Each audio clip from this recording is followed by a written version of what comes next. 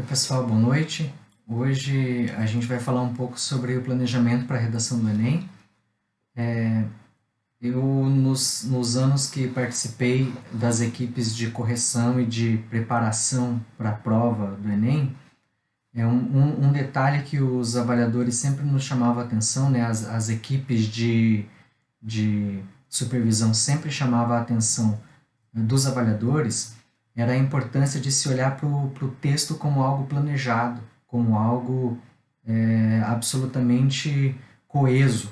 E isso tudo graças a uma ideia geral que o autor defendia a partir de argumentos bem concatenados, bem organizados. Então, a partir dessa minha experiência, eu resolvi, nos últimos anos, fazer um planejamento geral daquilo que considero essencial para o texto do Enem e que faz certamente com que a redação tenha uma nota melhor, um desempenho melhor, inclusive por vista dos avaliadores. Tá? Então é disso que eu quero falar um pouco hoje, aplicando em uma redação real de um dos alunos que eu recebi. Não vou mostrar a redação inteira, mas vou mostrar mais ou menos como ele planejou, como ele fez a redação e como eu enxergo o planejamento dele. E o resultado depois vocês vão ver que é um ótimo resultado, tanto do ponto de vista do texto em si, quanto do ponto de vista da nota. Tá? Bom, então o texto que eu deixei no link, o PDF que eu deixei no link para vocês, é esse aqui, que tem todos os itens específicos para a gente fazer o planejamento para a prova do Enem, especificamente na redação, obviamente, né, que é o nosso tema. E tá lá ali no chat, eu coloquei para vocês o PDF, tá na minha página pessoal também, se vocês quiserem acessar por outras vias. Tá? Então eu vou mostrar para vocês mais ou menos como é que é o preenchimento disso.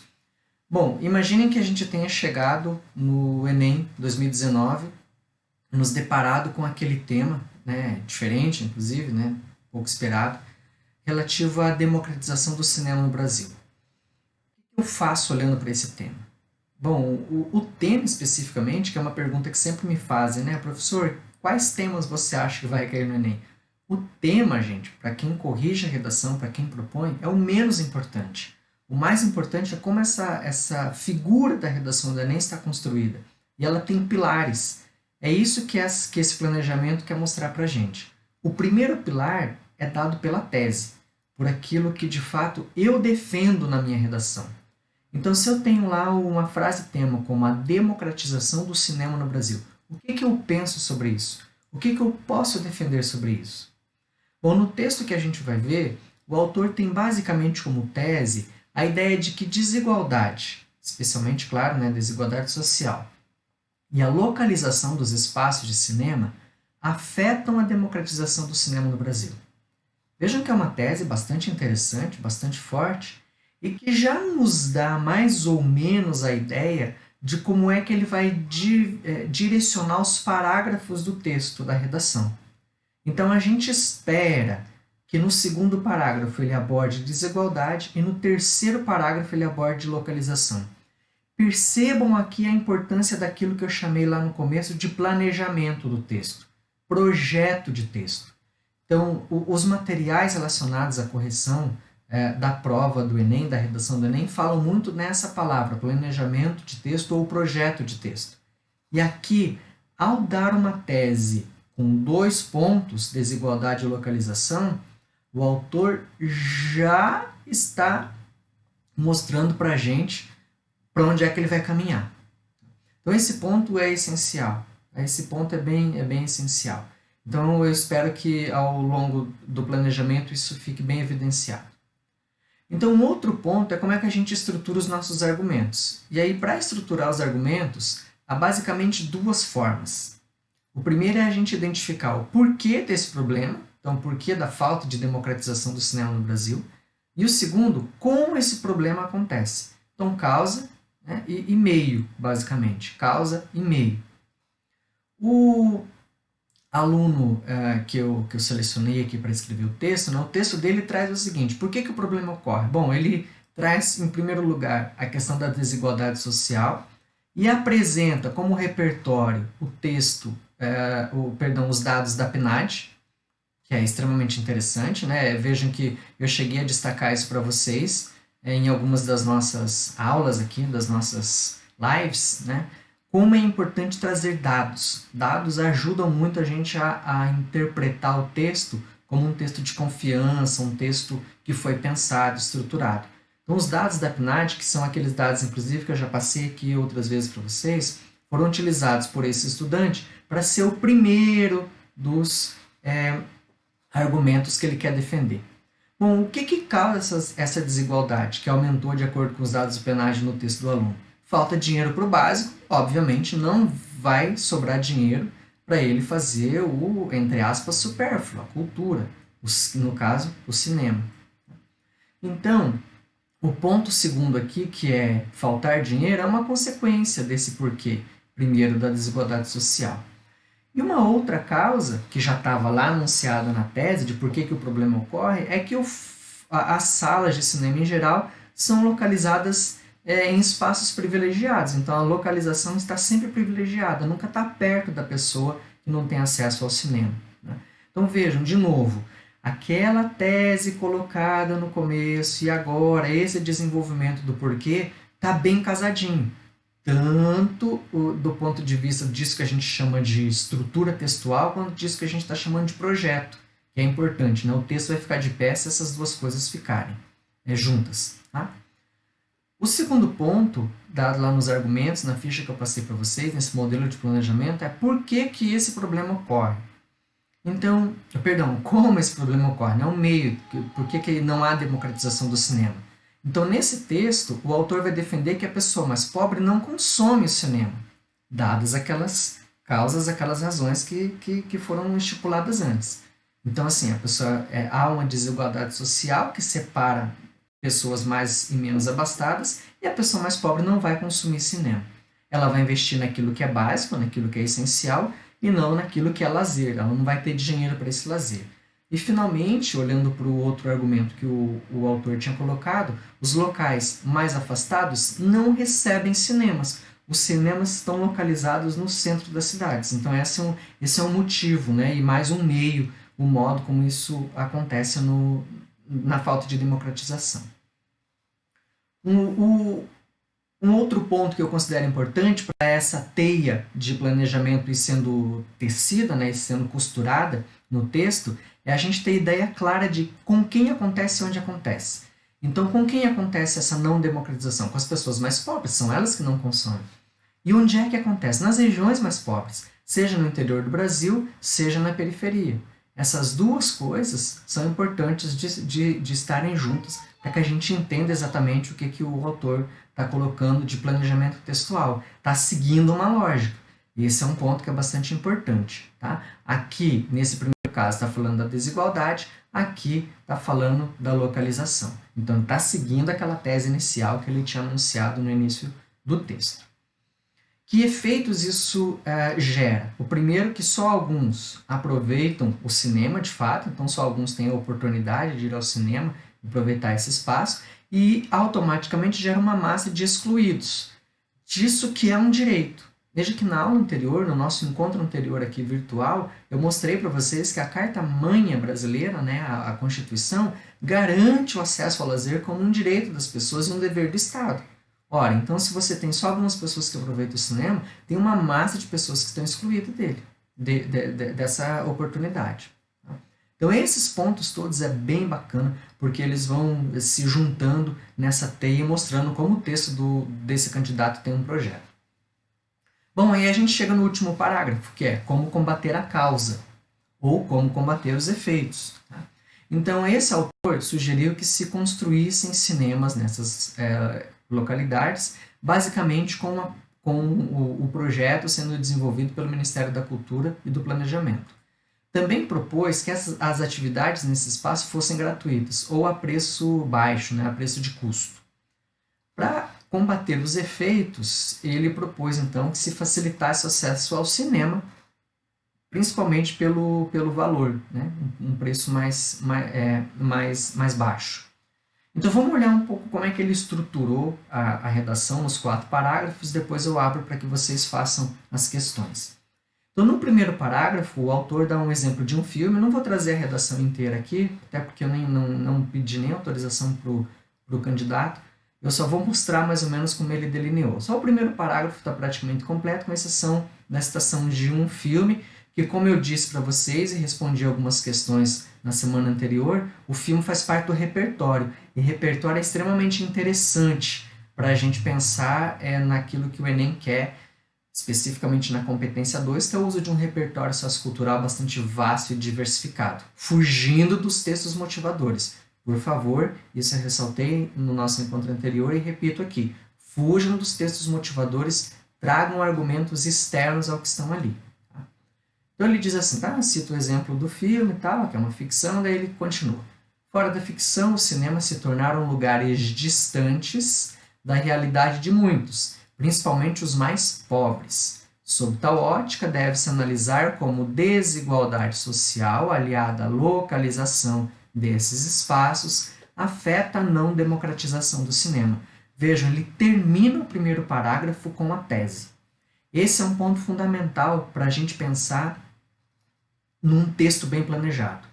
Um texto bem planejado para o Enem termina o primeiro parágrafo com a tese. O que é que eu vou defender neste texto? E aí aqui ele mostra exatamente qual é a tese dele. Desigualdade aliada à localização é o que leva à não democratização do cinema. Esse ponto é muito importante, gente, é muito importante. Porque eu ressalto aqui, o Enem tem uma estrutura básica, não interessa o tema que cai, interessa se você coloca as palavras nessa estrutura, basicamente. E aí, se você mobilizar repertório para colocar nessa estrutura, a sua nota vai ser alta. Então, aqui essa é uma sugestão, uma dica e mais do que tudo, um apelo.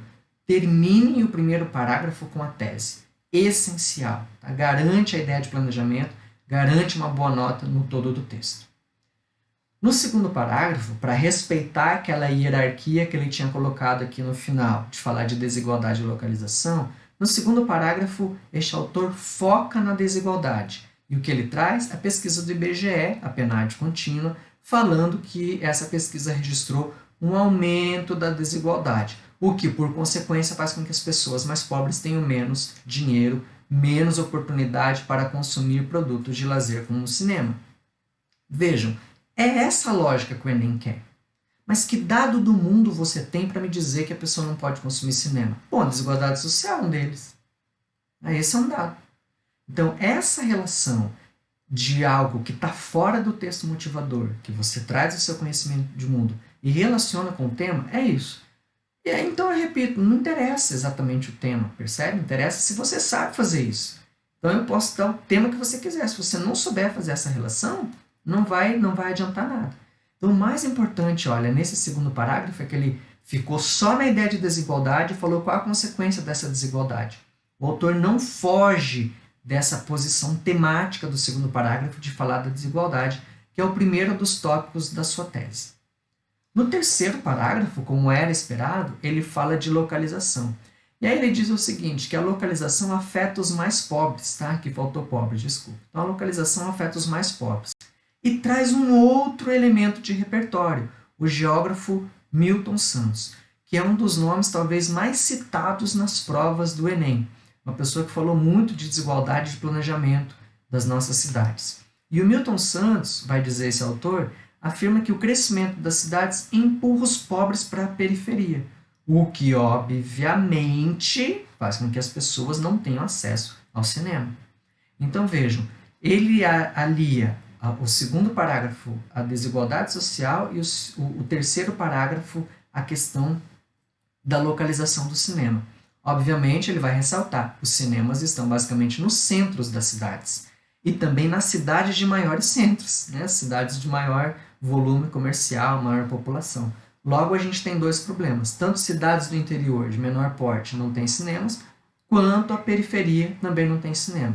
E aí, para a pessoa pegar um ônibus ou um metrô que seja, vir para o centro para ver um filme, alguma coisa, vai ficar muito mais difícil, vai gastar muito mais. Então, esses dois pontos aqui são essenciais para a gente conseguir entender onde é que o aluno está chegando, tá? Esse candidato está chegando. E, finalmente, no quarto parágrafo, o autor vai apresentar os 5 pontos que são os pontos essenciais para a gente construir uma proposta do Enem. Então, esses 5 pontos não podem faltar na proposta, porque se faltar um deles, você perde nota. na proposta, obviamente, que vale 200 pontos, mas dependendo de como esses pontos faltam, você pode perder nota, inclusive em outros quesitos, porque vai faltar um pouco de relação de coesão, de coerência no seu texto. Então veja que na proposta, o autor faz o seguinte, seria o quarto parágrafo dele. 1. Quem vai fazer a ação? Então ele destaca o Ministério da Cultura e o Ministério do Planejamento. O que vai ser feito? Aí ele propõe a construção de cinema em espaços públicos, em regiões periféricas. Como vai ser feito? Por meio de quê? Por meio de parceria com a iniciativa privada. Então, ó, uma coisa é quem? É o Ministério da Cultura e do Planejamento. Outra coisa é como? Por meio de parceria. A parceria é o meio. Se você coloca lá no começo o Ministério da Cultura, do Planejamento e a iniciativa privada, você tira o meio, você coloca tudo como sendo agente. Então essa divisão dele aqui foi ótima, porque aqui ele falou por meio da parceria com a iniciativa privada. Depois precisa de um detalhamento. Detalhamento é que não basta construir o prédio, precisa ser acessível do ponto de vista econômico. Então ou a entrada gratuita ou preço de custo.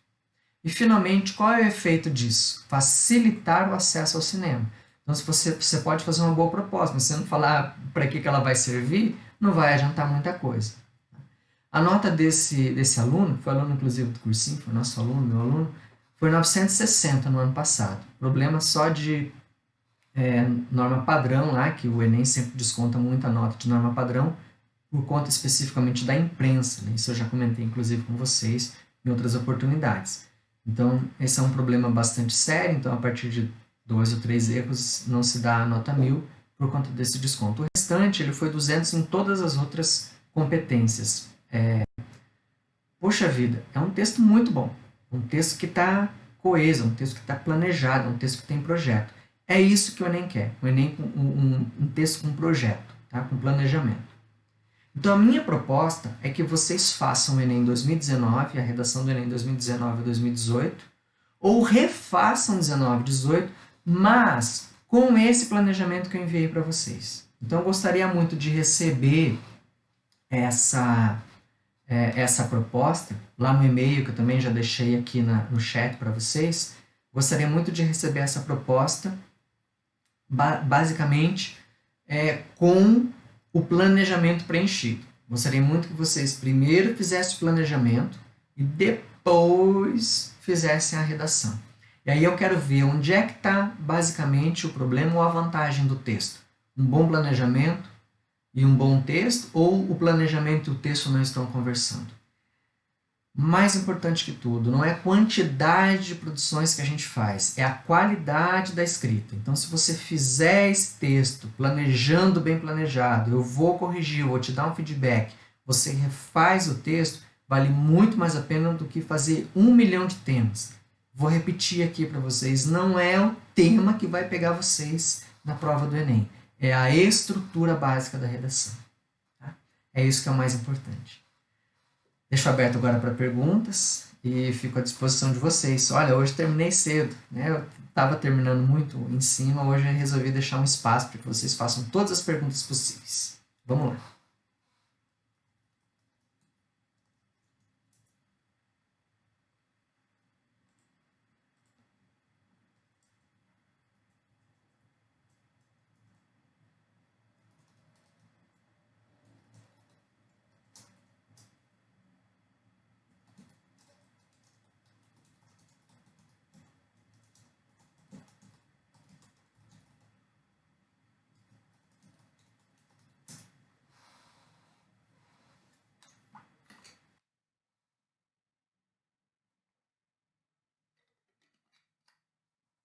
Oi, Kailane Martins. Claro, você pode, deve mandar a redação do ano passado, mas eu gostaria que você mesma já desse uma olhada nessa folha de planejamento que eu enviei, você mesma tentasse identificar onde é que você não cumpriu bem ou onde você cumpriu bem o planejamento. Mas, claro, pode mandar sim. Tá? Caroline também pode mandar. A partir de agora eu passo a receber os textos do Enem, de preferência 2018 e 2019, que são os mais recentes.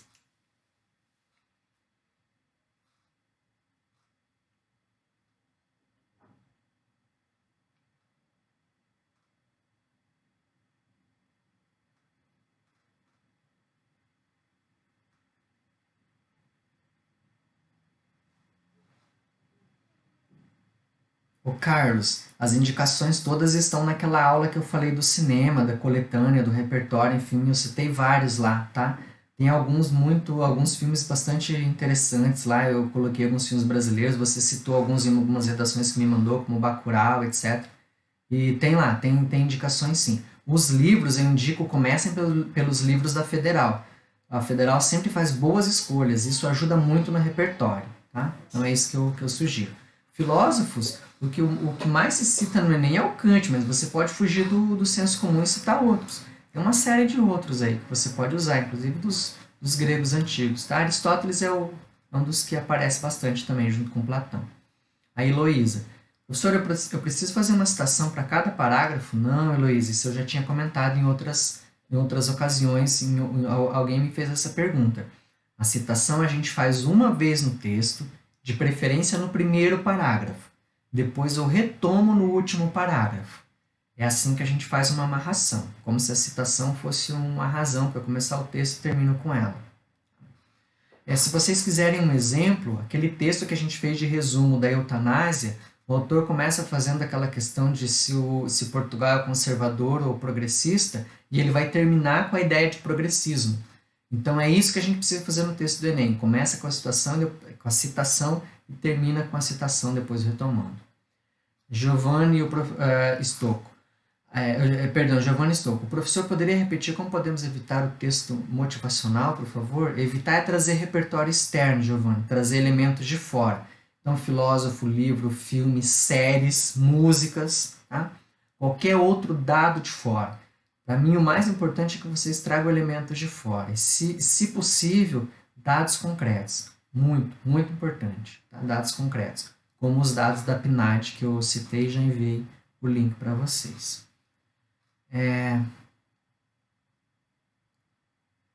Não entendi a questão da Juliane. Deve fazer de novo, Juliane. Não entendi a sua pergunta, tá? A Luísa pergunta assim, professor, quando eu não sei onde são os dados ou as datas que foram publicadas, como eu posso colocar na redação? Data nunca é muito relevante, viu, Luísa? O dado, ele precisa mais da fonte do que da data. E isso eu já comentei com vocês, inclusive no resumo. É mais importante a fonte que a data. Bom, quando eu não sei, eu preciso ter uma ideia de onde é que eu tirei esse dado. Foi de uma revista, de um jornal, de algum meio, enfim. Alguma ideia a gente precisa ter. Então, se é um dado muito conhecido, por exemplo, né, assim, a gente pode citar a história. Se é um fato histórico, a gente cita a história. Mas se for um dado especificamente, aí a gente pode citar o IBGE, pode citar a Folha de São Paulo. Uma brincadeira que eu digo é citem a Folha, porque se não saiu na Folha não vale, né? Se não saiu na Folha não é importante, né? Se você colocar que é na Folha e não for na Folha é porque não era importante. Então você não vai perder porque errou na fonte, vai perder porque errou a citação ou o dado que você colocou, tá? Mas boa pergunta, obrigado.